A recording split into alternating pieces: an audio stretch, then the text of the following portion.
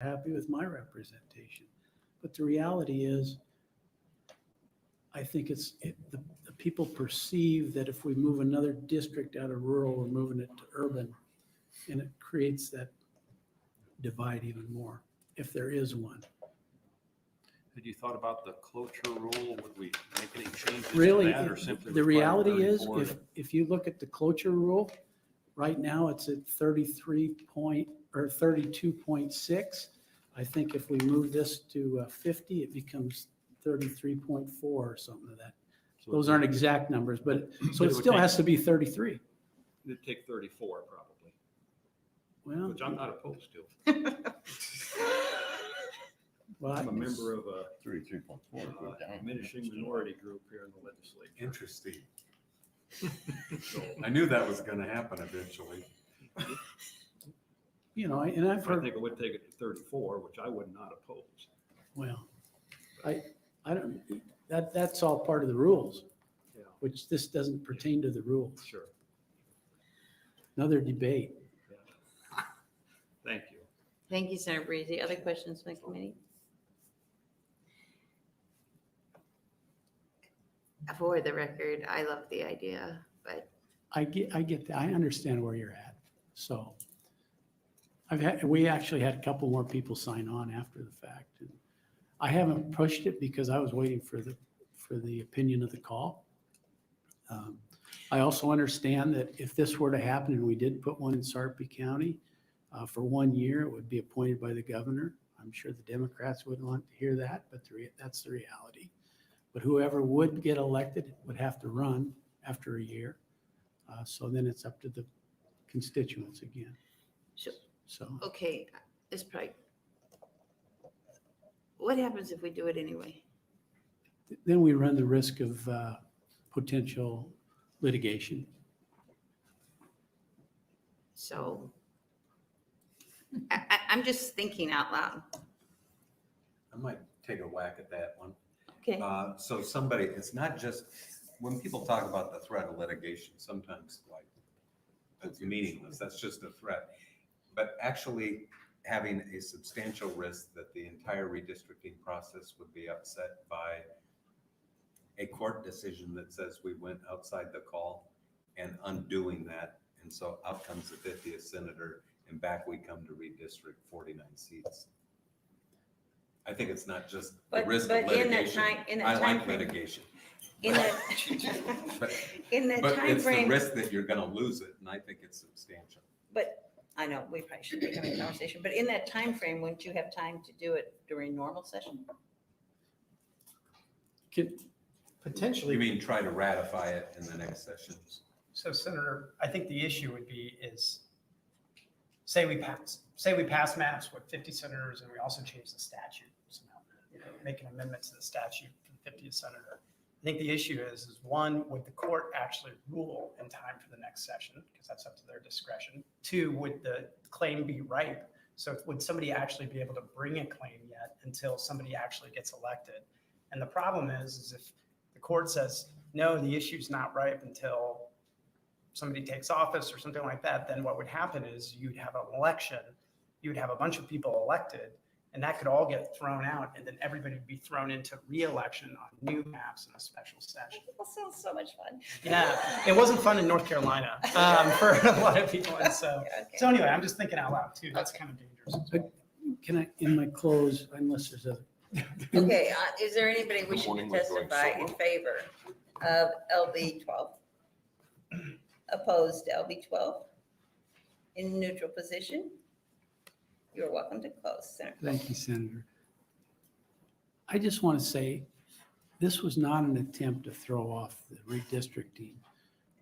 We really did think that maybe this would be a tool, but I was told ahead of time to get an Attorney General's opinion by some very good people that understood the challenge, and I was willing to live with whatever the outcome of that would be. So while it was not my intent to put you in a bad situation.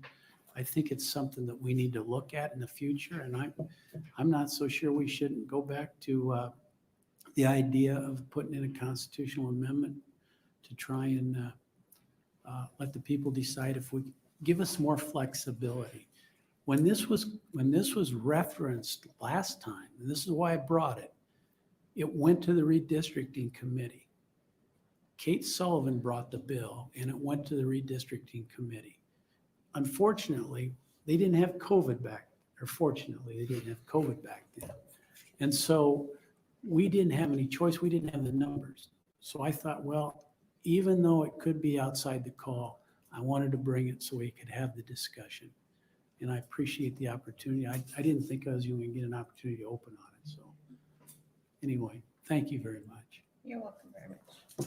Any other questions? Thank you very much for being here, sir. I thought this was a special session. So that closes the hearing on LB 12, and now we'll have an opening on LB 13. Senator Moore.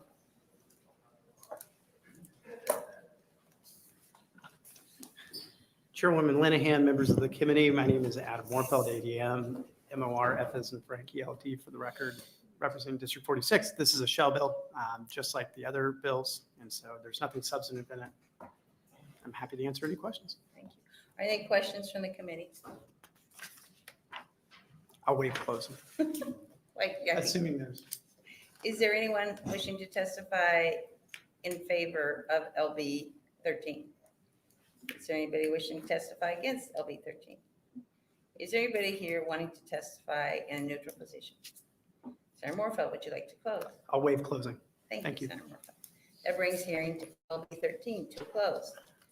We'll open the hearing on LB 15. Senator McKinney. Senator Linehan and members of the redistricting committee, after some careful consideration, I have decided not to move forward LB 15 and just hold off on it and not ask you guys to move on it at all. Okay. Thank you. Do we have questions from the committee? Can I ask one? Sure. I appreciate the decision you've made. I know that you've looked into this and it's more complex than maybe you thought when you dropped the bill, but tell us what the issue is.